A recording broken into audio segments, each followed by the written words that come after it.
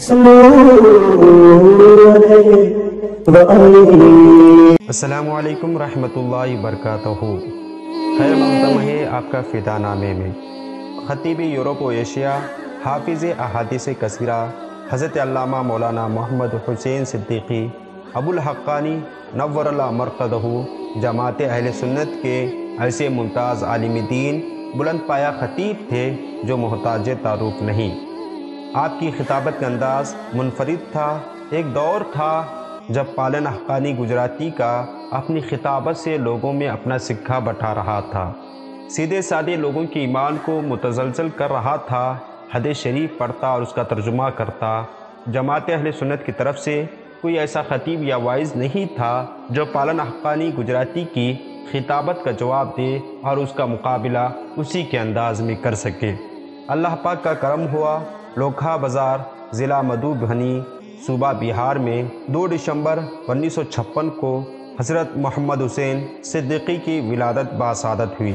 ابتدائی تعلیم مدرسہ تنظیم المسلمین لوکھا کے بعد الجامعۃ الحنفیہ جنک پور نیپال اور کچھ تعلیم بریلی شریف میں ہوئی۔ پھر اعلیٰ تعلیم کے لیے الجامعۃ الاشرفیہ مبارک پور اعظم گڑھ تشریف لے آئے، جہاں آپ کی تعلیم مکمل ہوئی۔ چند سال درس و تدریس کے بعد خطابت کے میدان میں آپ کی آمد ہوتی ہے۔ مردود زمانہ پالن حقانی صرف حدیث پڑھتا اور اس کا ترجمہ کرتا تھا، مگر علامہ محمد حسین صدیقی صاحب قبلہ حدیث شریف بھی پڑھتے اور ترجمے کے ساتھ تشریح بھی فرماتے۔ اس انداز گفتگو کو دیکھ کر مدرسہ ایمانیہ لوام کے جلسے میں علامہ شبنم کمالی علیہ الرحمہ نے فرمایا، یہ ابو الحقانی ہے۔ بقول قاضی شہر دربھنگہ علامہ عبدالغفار ثاقب کے مولانا محمد حسین صدیقی فاضل کا امتحان دینے کے لیے مدرسہ حمیدیہ قلعہ گھاٹ دربھنگہ آئے ہوئے تھے۔ محلہ کرم گنج میں محفل تھی۔ محبوب العلماء مفتی محبوب رضا روشن القادری اپنے ہمراہ مولانا محمد حسین صدیقی کو بھی لے گئے اور آپ نے اعلان کیا، آپ حضرات کے سامنے علامہ ابو الحقانی آ رہے ہیں۔ یہ انفرادی خطاب تھا۔ رفتہ رفتہ شہرت ملتی گئی اور آپ کا خطاب ہر چہار سو ہونے لگا۔ جامعہ رضویہ مظہر اسلام میں اس سالانہ جلسے کا موقع آیا۔ بہار کے مختلف اضلاع کے طلباء جامعہ کے پرنسپل مفتی محمد اعظم رضوی کی بارگاہ میں عرض گزار ہوئے، حضور مولانا محمد حسین صدیقی صاحب کو مدعو کیا جائے اور انہیں وقت دیا جائے کہ ان کی تقریر حدیث شریف سے مزین ہوا کرتی ہے۔ مولانا محمد حسین صدیقی مدعو کیے گئے اور آپ کو 20 منٹ کا وقت دیا جاتا ہے۔ آپ کی تقریر پرتنویر شروع ہوتی ہے۔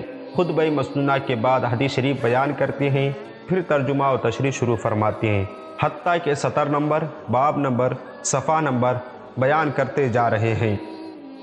اس انداز بیان کو سن کر، دیکھ کر اجتماعی طور پر اسٹیج پر جتنے علماء کرام، مفتیہ اعظام و شورائے اسلام موجود تھے، سبھی نے کہا یقیناً یہ ابو الحقانی ہے، اور ابو الحقانی کے نام کا نعرہ بلند ہوا۔ پھر کیا تھا کہ اعلیٰ حضرت کے دیار سے لقب کا ملنا گویا پوری دنیا میں ابو الحقانی کے نام سے متعارف ہو گئے۔ بریلی شریف کے جلسے سے متاثر ہو کر علامہ ابو الحقانی حضور تاج الشریعہ کی سرپرستی میں ہونے والے جلسے کا خصوصی خطیب کے حصے سے مقرر کیے جانے لگے۔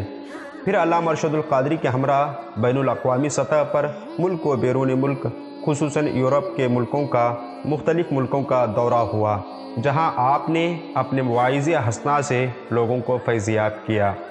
علامہ ابو الحقانی کو اپنے پیر و مرشد حضور مفتی اعظم ہند علیہ الرحمہ کے موجودگی میں بار بار خطاب کرنے کا موقع ملا۔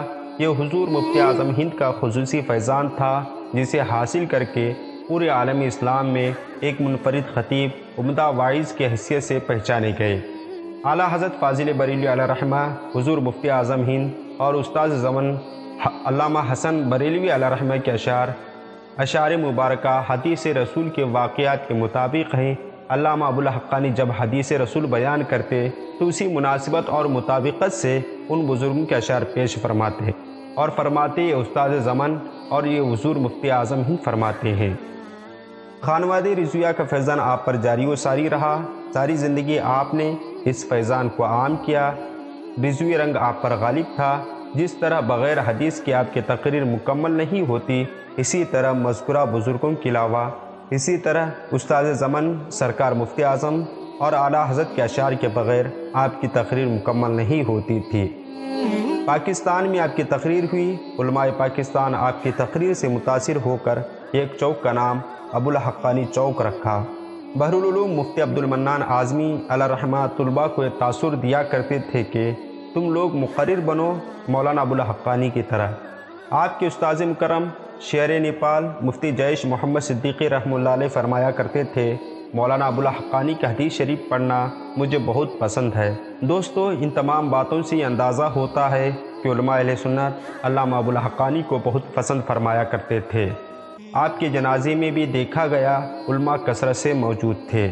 بالآخر یہ وعظ و خطابت کا شہنشاہ 12 ستمبر 2020 کو رات بعد نماز عشاء 64 سال کی عمر میں بلا کسی طویل علالت کے اہل سنت کو داغ مفارقت دے گیا۔